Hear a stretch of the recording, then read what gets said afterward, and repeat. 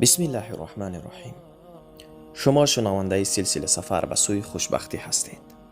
امیدواریم تا پایان سفر ما را همراهی کنید. همه ما دنبال خوشبختی هستیم. هدفی که انسان در طول تاریخ از زمانی که الله او را خلق کرده است و دنبالش است. انسان هزار آرزو می کند و هدفش این است که می خواهم خوشبخت باشم. تمام تلاش انسان در دنیا برای خوشبختی است و پول چیزی نیست که با آن دنبال خوشبختی هستیم. عشق، کار و فرزندان، انسان در هر سو به دنبال خوشبختی و سعادت می تازد. ولی متاسفانه خوشبختی کامل و بردوام در دنیا نیست. چرا؟ زیرا در دنیا همیشه مشکلات وجود دارد. پس خوشبختی کامل و بردوام در کجا است؟ این خوشبختی فقط در بهشت است. بزرگترین و کاملترین کلمه خوشبختی در دلهای ما مؤمنان این بهشت است. خوشبختی برای بعضی ها شاید دور جلوه کند یا کلمه محال باشد، ولی برای مردان و زنان مسلمان یک قدم است. وقتی از دنیا به آخرت منتقل می شود، آنگاه خوشبختی را می یابد. و الله می فرماید و کسانی که ایمان آوردند و کارهای شایسته انجام دادند، زود است که آنان را به باغ‌های درآوریم که در زیر درختان آن جویبارهای روان است، که همیشه در آنجا جاودانند. آنان در آنجا همسرانی پاکیزه دارند و آنان را به سایه آرام بخش درآوریم. الله متعال برای مردان و زنان مؤمن باغ‌های را وعده داده است که از زیر درختانش جویبارها روان است، که در آنجا جاودانه میمانند. و نیز سراهای پاک در بهشت‌های جاودان و خوشنودی الله بسا بزرگ است. این است کامیابی بزرگ. یک وعده یقینی از پروردگار. از ابن مسعود رضی الله عنه روایت شده است که گفت رسول الله صلی الله علیه و سلم فرمودند الجنة اقرب الی احدکم من شراک نعلیه، یعنی بهشت از بند کفشتان به شما نزدیک تر است. یک قدم است. سفر ما به بهشت یقینی است و هیچ تردیدی در آن برای مؤمن وجود ندارد. ایستگاهی که انسان را به مقصد می رساند همش خوشبختی است. و اینک سفر دوم به سوی خوشبختی مثل کشتی است که در بحر حرکت می کند و می بینی دورتر و دورتر می شود تا جایی که خشکی را نمی بینی. دریای پایان ناپذیر، شب و روز، موجها و طوفانها. دنیا همین گونه است. سپس ناگهان خشکی از دور نمایان می شود و کشتی به ساحل نزدیک می گردد. خوشبختترین و شیرینترین چیز در سفر دریایی لحظه نزدیک شدن به ساحل است. اگر در سفر دریایی یک دوربین در دستت باشد و خشکی را تو پیشتر ببینی، پیش از همه تو خوشحال می شوی. و بیایید اکنون به سوی بهشت حرکت می کنیم. اول حدیث پیامبر صلی الله علیه و سلم را بشنویم و احساس کنیم که در بهشت هستیم. برادر و خواهرم، چشمانت را ببند و تصور کن که ما الان کجا هستیم. ما از پل صراط گذشتیم. از ابو سعید خدری رضی الله عنه روایت شده است که پیامبر صلی الله علیه و سلم فرمودند پل صراط در روی دو طرف جهنم زده می شود. مؤمنان از آن می گذرند. بعضی ها مانند برق، بعضی ها مثل باد، بعضی ها مثل پرنده و بعضی ها مثل انسان های تیزدو می گذرند و بعضی نیز در آتش می افتند. برادرم، فکر کن تو روی پل صراط هستی و از دور دروازه بهشت را می بینی، ولی الحمدلله تو از پل صراط گذشتی. هرچی نزدیکتر می شوی دروازه بهشت به تو نزدیکتر می شود. آره برادرم، این سفر ادامه دارد و قدم به قدم نزدیک بهشت می شویم و پیش می رویم. آره عزیزان، ما پشت در بهشت رسیدیم، اما این در بسته است. مردم را نزدیک در می بینی. بعضی از مردم نزدیک است که از خوشحالی پرواز کند. ببین قرآن چگونه این خوشحالی را توصیف می کند. پس اما کسی که نامه اعمالش به دست راستی او داده شود، می گوید بگیرید کارنامه ام را بخوانید. من یقین داشتم که به حسابم خواهم رسید. پس او در زندگانی پسندیده خواهد بود، در بهشت برین که میوه‌اش قابل دسترس است و پاداش آنچه در روزگاران گذشته پیش فرستاده اید گوارا بخورید و بیاشامید. اکنون چه کسی همراه تو پشت در بهشت ایستاده است؟ دوستان اولین بار پشت در بهشت با همدیگر ملاقات میکنند. اکنون تو برادرم، خوشحالی ملاقات را تصور کن. دیگر همیشه با هم هستید. پدر و مادرت، فرزندانت، همسرت، دوستان و عزیزانت، همه و همه بعد از سالها دوری. کسی در روز قیامت در فکر کسی نبود. برای اولین بار فرشتگان را میبینی. ببین چقدر از دیدن تو خوشحالند. ببین او سرورمان جبرائیل است. ببین بالهایش را تکان میدهد، از بالهایش یاقوت و مرجان میبارد. ببین برادرم، چه کسی آنجا ایستاده است؟ او سرورمان ابراهیم هست.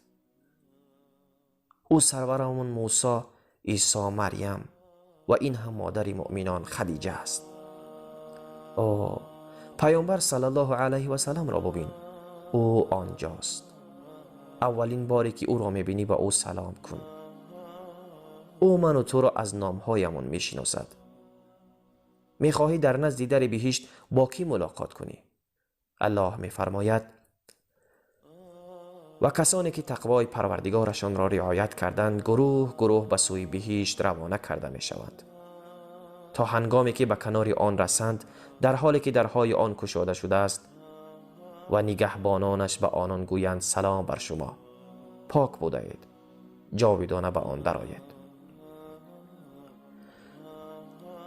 وقتی میخواهی به بهشت وارد شوی، دوست داری دستت در دست چه کسی باشد؟ برادرم، تصور کن صحابه ها در نزدیکی تو هستند. تو آنان را میبینی. آیا تو نیز با پدر و مادرت مثل آنها نیکی کرده بودی یا نه؟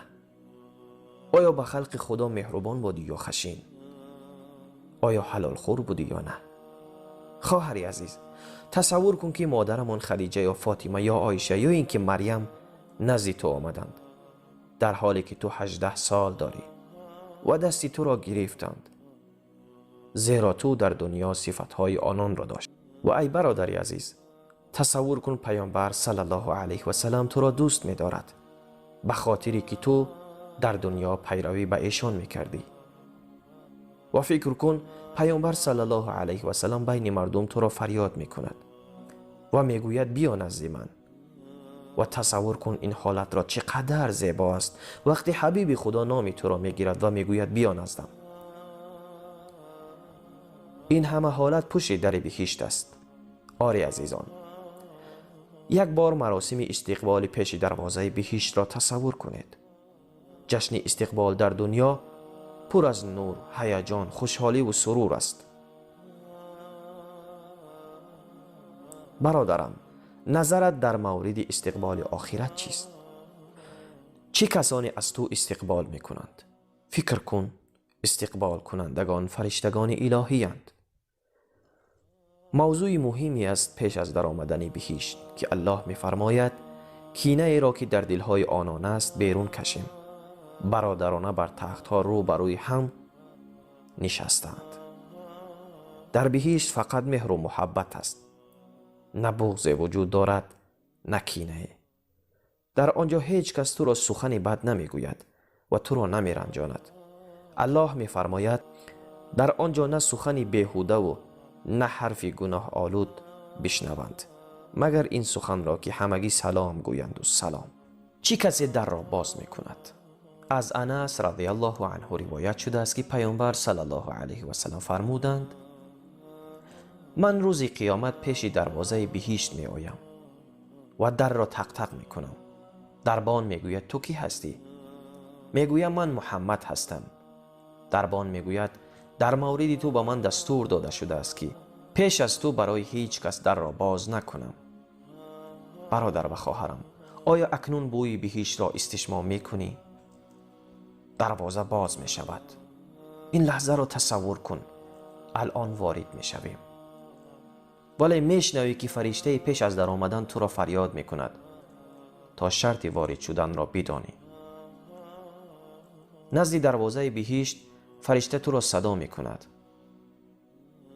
از ابو سعید خدری و ابو هریره رضی الله عنهما روایت شده است که پیامبر صلی الله علیه و سلم فرمودند وقتی اهل بهشت وارد آن می شوند یک منادی ندا می کند و می گوید شما حق دارید و با شما وعده داده شده است که همیشه زنده باشید و هرگیز نمیرید. همیشه سالم و تندرست باشید و هرگیز بیمار نباشید. همیشه جوان باشید و هرگیز پیر نگردید. و حق شماست که از نعمتهای بهشت بهره ببرید و هیچگاه نیازمند و غمگین نشوید. از امروز درد و غمهای دنیا تمام می شود. نه بیماری است و نه ناتوانی. هممون 33 سال داریم. نه مرگ است و نه غم. هر دقیقه در بهشت خوشبختی در حال افزایش است و هرگیز غم و درد وجود ندارد. آری عزیزان، لحظه ورود به بهشت فرا رسید. دروازه باز می شود و تو داخل می شوی. اولین قدمت را به داخل بهشت می گذاری. اولین کارت در بهشت چی است؟ اولین کارت نفس کشیدن بوی بهشت است. تو بوی بهشت را استشمام می کنی. دوست من، نگاه کن اطرافت را. رنگ‌های مختلف، دریاها، کاخها، پرندگان و فرشتگان و لباسی که می پوشی. به اینها نگاه کن. الله چی زیبا می فرماید.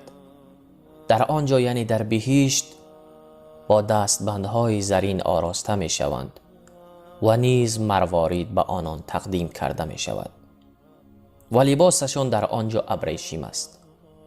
تصور کن که چگونه چشمانت از تماشای یک زیبایی به زیبایی دیگر منتقل می شود. الله متعال در یک حدیث قدسی می فرماید که ابو هریره رضی الله تعالی عنه از پیامبرمان صلی الله علیه و سلم روایت می کند که می فرماید اعددت لعباد الصالحین ما لا عین رأت ولا اذن سمعت ولا خطر على قلب بشر. یعنی جای را برای بندگان صالحم آماده ساختم که نه چشم آن را دیده است و نه گوش توصیفش را شنیده است و نه به قلب بشری خطور کرده است. ابو هریره رضی الله تعالی عنه می فرماید اگر خواستید این آیه را بخوانید فلا تعلم نفس ما اخفی لهم من قرة اعین. هیچ کسی نمیداند که برای آنان یعنی مؤمنان از آنچه مایه نور چشم آنان است و پاداش کارهای نیکی که می کردند چه چیزهایی آماده کرده است. الله، اکنون تو در برابر یک منظره زیبا قرار داری. باغهایی که درختان انبوهی دارد. تنه درخت از طلا است و پرندگان و فرشتگان به تو خوش آمد می گویند. تو در برابر منظره هستی که در تمام زندگیت آن را تصور نکرده ای و آبها از هر طرف می آید. چشمانت حیرت زده می شوند که چی می بینند. الله می فرماید و به آنان شادی و سرور است و به پاداش آن که شکیبایی ورزیدند باغ و ابریشمی بهشتی به آنان داد. در آنجا بر تخت ها تکیه دادند. در آنجا حرارت گرمی و حرارت خنکی تند نبینند. سایه هایش بر آنان از نزدیکی پرتاب کند و میوه هایش بسیار در دسترس قرار داده می شود و در گرداگرد آنان ظرف های سیمین و قده های نقرگین که پر از بهترین غذاها و نوشیدنی هاست گردانده می شود و ظرف های از نقره که آنان را به اندازه مناسب آماده کردند و در آنجا از ساغر شرابی که طعمش زنجبیل است نوشانیده می شود. چشمه‌ای در آنجا هست که سلسبیل نامیده می شود و برگیردشان برای پذیرایی نوجوانان جاویدانی می گردند که هرگاه آنان را ببینی گمان می کنی مرواردی پراکندند و هنگامی که آنجا را ببینی نعمتها و ملک عظیمی را می بینی. برای بهشتیان لباسهایی است از حریر نازک سبز رنگ و از دیبای زخیم و با دستبندهای از نقره آراستند و پروردگارشان شراب پاک به آنان می نشاند. این نعمتها به خاطر پاداش اعمالتان است و تلاشتان پذیرفته شده است. آری عزیزان، این چنین نعمتها در بهشت موجودند. ان الابرار لفی نعیم على الارائک ینظرون تعرف فی وجوههم نظرة النعیم. الله میگوید بیگمان انسانهای نیک در ناز و نعمتند، بر تختها نشسته و می نگرند، شادابی نعمت را در چهره هایشان می بینی. ابو هریره رضی الله تعالی عنه از رسول الله صلی الله علیه و سلم روایت می کند که آن حضرت فرمودند اولین گروهی که وارد بهشت می شوند چهره هایشان مانند ماه شب 14 است. سپس کسانی که از پشت سر آنان وارد می شوند مانند درخشان ترین ستاره آسمان درخشان است. در بهشت بهشتیان ادرار مدفوع آب بینی آب دهان ندارند و در آنجا سبحان الله و الحمدلله گفتن به آنان الهام می شود، چنان که نفس کشیدن بر من و تو در این دنیا الهام می شود. آری عزیزان، از زیبایی جنت این است که هر قدم پیش می روی زیباییش را می بینی و بدون نیت سبحان الله و الحمدلله بر زبانت می آید. و اذا رأیت ثم رأیت نعیما و ملکا کبیرا، و چون به آنجا بینگری سرزمینی از نعمت و کشور پهناوری می بینی. هر وقت در بهشت به چیزی کوچک و بزرگ نگاه کنی نعمت شگفت انگیز و کشور پهناوری را می بینی. اگر در دنیا یک انسان نادار بودی، در بهشت سرزمین و پادشاهی 10 برابر بزرگترین پادشاهی روی عالم است. برادر و خواهرم، فکر کن الان تو پادشاهی. الا ان سلعة الله غالیه، الا ان سلعة الله الجنه. آگاه باشید که چیزهایی که الله دارد بسیار قیمت است. آگاه باشید که کالای الله جنت است. رسول الله صلی الله علیه و سلم می فرماید آیا کسی است که خود را برای بهشت رفتن آماده کرده باشد؟ چون بهشت خطر ندارد، نور است که می درخشد، گل است که تکان می خورد، کاخ سر به فلک کشیده، جوی است جاری که هرگز خشک نمی شود، میوه های رسیده زیاد هست در آنجا. در آنجا همسرانی قشنگ و زیورآلود زیاد است، در جایگاه ابدی، در جای خوشبختی و سالم. صحابه ها گفتند ما خود را برای آن آماده کردیم یا رسول الله. فرمودند بگویید ان شاء الله. آره عزیزان، ما داخل بهشت هستیم. به من بگویید اولین کاری را که انجام میدهید چیست؟ اکنون برای نخستین بار به منزلت به بهشت خواهی رفت. ناگهان به خانه‌ات میرسی. جویها از زیر درختان در باغ‌های بهشت جاری است. الله می‌فرماید تجری من تحتها الانهار، یعنی از زیر آن جویبارها روان است، یعنی از زیر کاخ‌های بهشت. پیامبر صلی الله علیه و سلم شکل خانه‌ات را برایت وصف می‌کند. صحابه ها گفتند ساختمان بهشت را برایمان توصیف کن یا رسول الله. فرمود خشتی از طلا و خشتی از نقره است. میلات آن مشک بسیار خوشبو، سنگریزه های آن لؤلؤ و یاقوت و خاکش زعفران است. مسافت اندکی آن بهتر از دنیا و آنچه در دنیا است. 1 متر بهشت از تمام دنیا بهتر است. اگر 1 متر زمین در بهشت داشته باشی برایت از همه چیز قیمت و زیباتر است. قیمت 1 متر مربع چقدر است؟ مثلا در مملکت‌های اروپایی 1 متر زمین چقدر است و 1 متر زمین در بهشت چقدر است؟ باور کن خیلی ساده به دست می آید. 1 متر زمین در بهشت با 1 سبحان الله و الحمدلله یا 1 کاری نیک به دست می آید. تو در بهشت چی درجه ای داری؟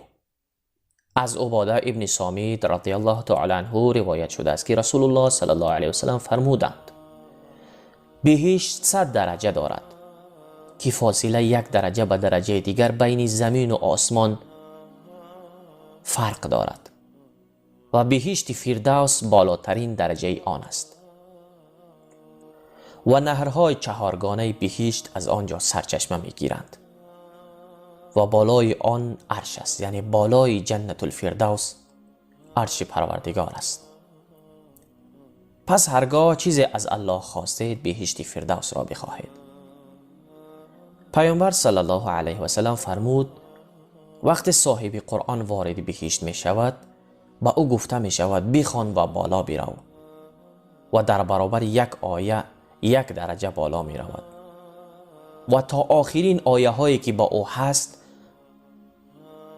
می خواند و بالا می رود. الله اکبر. عزیزان من نگاه کنید، 1 بار به این حدیث فکر کنید. مانند ستاره که با آسمان می رود این انسان مثل ستاره بالا می رود. آره عزیزان، بهشت فردوس بالاترین بهشت است. پس بیایید از الله بخواهیم تا ما را نیز وارد آن بگرداند. دوست داری در بهشت با چه کسی باشی؟ از خودت بپرس. دوست داری با کی باشی در بهشت؟ با خانواده‌ات؟ بله. هر یکی از ما وقتی که خرد بودیم دوست می داشتیم که همه وقت کنار خانواده همون باشیم و با آنها خوش باشیم. تصور کن قصرهای ما در بهشت کنار هم قرار دارند. فرشتگان را در بالای قصرت می بینی. والملائکة يدخلون عليهم من كل باب سلام علیکم. و فرشتگان از هر در بر آنان وارد می شوند. می گویند سلام بر شما باد. عشق و محبت دلهایمان را پر می کند.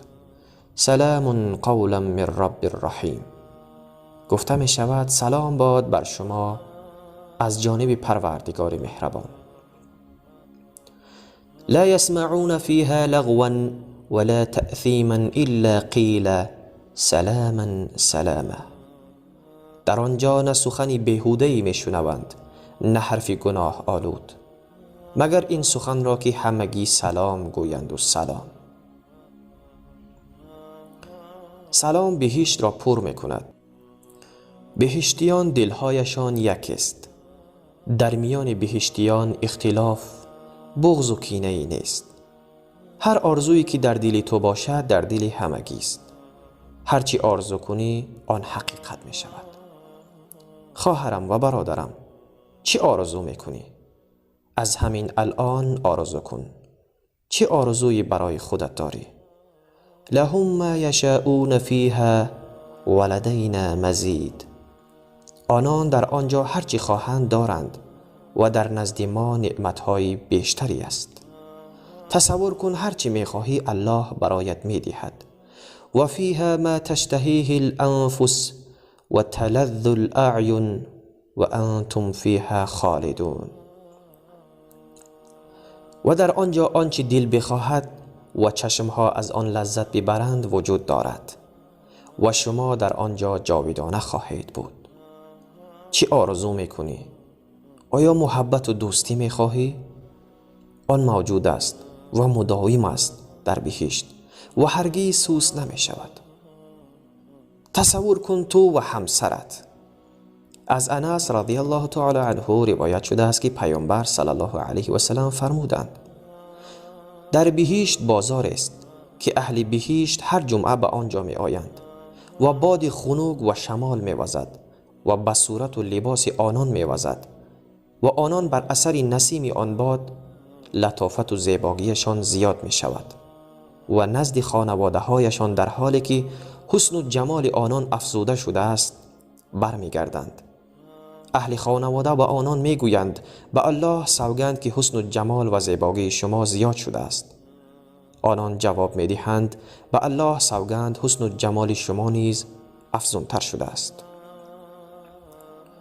تصور کن هر هفته زیبایی تو و همسرت زیاد می شود تا به نهایت زیاد می شود. بسیاری از مردم در زندگی دنیا عاشق سفر هستند. می خواهند همه وقت در سفر در حال تماشا و عشرت باشند. آیا تو خواهرم و برادرم نمی خواهی که سفر در بهشت الله داشته باشی؟ چرا؟ همه ما می خواهیم. همه ما این را می خواهیم. پس باید برای آن سفر از همین الان آمادگی بگیریم و توشه راه را جمع آوری کنیم. اکنون خودت و همسرت را در جزیره شخصی خود در بهشت تصور کن. فکر کن تو و همسرت در حال تماشای قصر و باغهای خودتان هستید. هیچ کس برای شما خلل و ناراحتی نمی رساند. هر دو عاشق هم هستید و از دیدن یکدیگر خوشحال می شوید. حال برادر و خواهرم، چی فکر داری در مورد کسی که تو و همسرت و بهشت را خلق کرده است؟ زیباترین منظره‌ای که در دنیا دیده ای چیست؟ خوب در مورد آن فکر کن. چه تأثیری در دلت گذاشته است؟ اکنون منظره های بهشت را با آن مقایسه کن. تأثیر بزرگ آن بر قلبت چگونه خواهد بود؟ برادرم و خواهرم، آیا تو نیز مانند من در آرزوی سفر به سوی بهشت هستی؟ میدانم که هستی. پس خوشا به حالت. بیایید یک جایه سفر کنیم تا احساس غم و ناراحتی نکنیم. از انس ابن مالک رضی الله عنه روایت شده است که پیامبر صلی الله علیه و سلم فرمود: در بهشت درختی وجود دارد که فرد سواره 100 سال در زیر سایه آن حرکت می کند اما نمی تواند آن سایه را به پایان رساند. بگو برایم، با چی می خواهی که سفر به سوی بهشت داشته باشی؟ با باد یا با براقی که پیامبرمان صلی الله علیه و سلم با آن به سوی بهشت سفر رفته بود؟ آره عزیزان، زندگی در بهشت خیلی زیباست و آن هم در کنار همه عزیزانی که ما آنها را دوست می داریم. یک بار تصورش را بکن که ما با تمام آن عزیزانی هستیم که آنها را دوست می داریم، با هم در یک فضای مملوء از محبت و دوستی. بعضی ها می گویند آیا در بهشت خسته می شویم؟ اعوذ بالله من الشیطان الرجیم. ان اصحاب الجنة اليوم في شغل فاكهون هم وازواجهم في ظلال على الارائك متكئون. بی تردید اهل بهشت امروز با شادمانی سرگرم نعمتهای الهی هستند.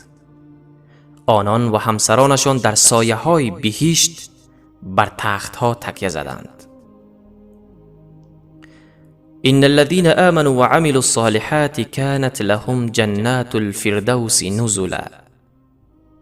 بی تردید کسانی که ایمان آوردند و کارهای شایسته انجام دادند باغهای بهشتی برین منزلگاهشان خواهد بود.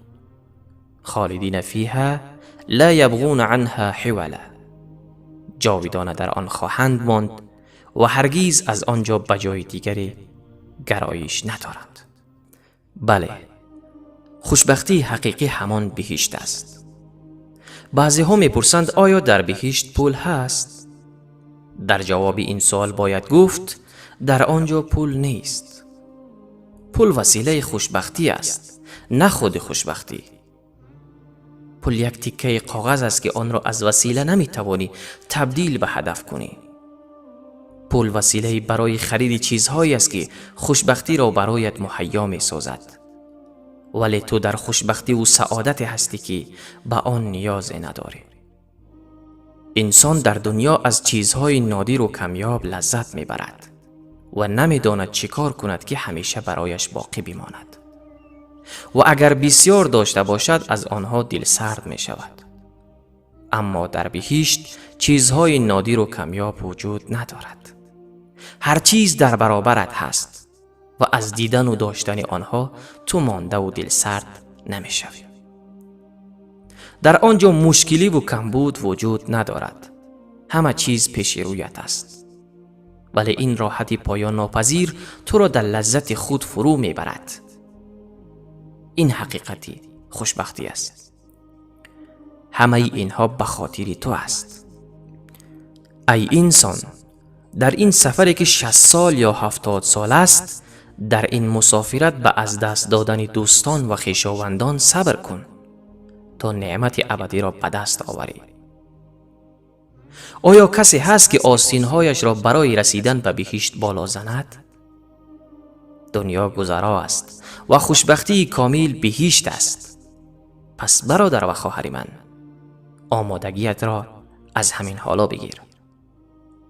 پیامبر صلی الله علیه و سلم زندگی را با بهشت اصلاح کرد. مشکلات دنیا را با اندیشه بهشت معالجه نمود. تمام عرصه های دنیا نیاز به اصلاح دارند که پیامبر صلی الله علیه و سلم با تشویق به بهشت آنها را اصلاح کرد. ببین چگونه پیامبر صلی الله علیه و سلم مسائل امت را از طریق بهشت اصلاح کرد. یکم مسئله نیکی به پدر و مادر، با یادآوری بهشت آن را معالجه کرد و گفت هلاک باد کسی که پدر و مادرش در نزد او به پیری برسند و آن دو او را وارد بهشت نکنند. دوم، علم و فراگیری آن. مشکلات پدران با فرزندان تنبلشان. مشکلات فرزندان از تنفر در تحصیل را پیامبر صلی الله علیه و سلم با بهشت حل کرد. حدیث پیامبر صلی الله علیه و سلم است که می فرماید هر کس راه را بپیماید که در آن راه علم را جستجو کند، الله متعال راه را برای او به بهشت آسان می کند. سوم، از دست دادن فرزند محبوب. همچنین کسانی که فرزندانشان را در جوانی از دست می دهند، حدیث قدسی به آنها می گوید هنگامی فرزندی بنده می میرد، الله از فرشتگانش می پرسد آیا فرزند بنده‌ام را قبض روح نمودید؟ فرشتگان می گویند بله ای پروردگار. و الله متعال می پرسد آیا میوه قلبش را چیندید؟ می گویند بله ای پروردگار. الله متعال می فرماید بنده‌ام چی گفت؟ فرشتگان می گویند حمد تو را بجا آورد و انا لله و انا الیه راجعون گفت. الله متعال می فرماید برای بندم در بهشت خانه بسازید و آن را خانه حمد بنامید. چیز آتش جدایی فرزند را خاموش نمی کند مگر شیرینی ملاقات در بهشت، در خانه ای که آن را الله متعال خانه حمد یعنی خانه شکرگزاری نامیده است. همچنین به پدران و مادرانی که فرزندانشان قبل از سن بلوغ مردند. حدیث شریف می فرماید فرزندان مسلمانان که قبل از سن بلوغ مردند در روز قیامت آورده می شوند. با آنان می فرماید بروید وارد بهشت شوید. آنان می گویند نه پروردگار، تا اینکه پدران و مادرانمان را بگیریم. الله متعال می فرماید دست پدران و مادرانتان را بگیرید و آنان را وارد بهشت کنید. ببین کسی که چیزی را برای الله رها کند، در عوض آن بهشت نصیب او می شود. ببین خانواده یاسر را ببین. یاسر کباب می شود و شهید می شود و شمشیر در شرمگاه زن او سمیه زده می شود و کشته می شود و عمار فرزند او آویزان می شود. به سبب صبرشان آنها جنت جاودانه را نصیب خود می کنند. چگونه که پیامبر صلی الله علیه و سلم گفتند صبرا یا آل یاسر فإن موعدکم الجنه. ای خانواده یاسر صبر کنید، وعده شما بهشت است. ببین برای صهیب رومی چه اتفاق افتاد. آن فقیر بود و برای تجارت به مکه آمده بود. او بینوایی بود که هیچ چیز نداشت. پس تجارتش رونق گرفت و ثروتمند شد. بعد اسلام آورد و تصمیم گرفت از مکه به مدینه هجرت کند. قریش قافله‌اش را نگاه داشتند و از او پرسیدند به کجا می روی ای صهیب؟ صهیب گفت من هجرت می کنم. از او پرسیدند این قافله‌ای که با خود می بری چیست؟ 10 شتر بود که چیزهای گران قیمت برای آنها بود. صهیب به آنها گفت اینها ثروت و مال من هستند. با او گفتند تو بیچاره و بینوا نزد ما آمدی و نزد ما ثروتمند شدی. اگر میخواهی هجرت کنی تمام مالت را بگذار و برو. صهیب فوراً و بدون تردید به آنها گفت به من بگویید اگر تمام مالم را بدهم آیا میگذارید هر کاری میخواهم انجام بدهم؟ گفتند بله. صهیب گفت همه مالم را بگیرید. در یک لحظه تصمیم گرفت چه کسی به او این توانایی را داد که این تصمیم مهم را میگیرد؟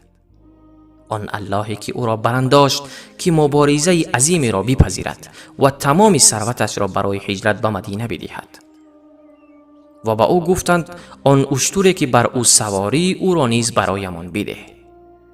گفت این شتر را که بر آن سوارم این را نیز بگیرید. گفتند آن عبا که در تن داری آن را نیز بده. گفت این هم از شما. و صهیب فقیر و بیچیز هجرت می کند و پیامبر صلی الله علیه و سلم به او می گوید ای صهیب تو فایده کردی نه ضرر، یعنی تو در عوضی ثروتت بهشت برین را از خود کردی. آری عزیزان، دنیا همین گونه است. نعمتهایش محدود، لذتهایش اندک و خوشیهایش کوتاه است. آنچه که کامل و تمنا شدنی و فراوان است او در بهشت است. پس از الله متعال می خواهیم که ما را وارد بهشت گرداند و در کنار هم قرار دهد. آمین یا رب العالمین. پایان برنامه سفر به سوی بهشت با همین خاتمه می یابد. الله نگهدار شما تا برنامه های آینده. السلام علیکم و رحمت الله و برکاته.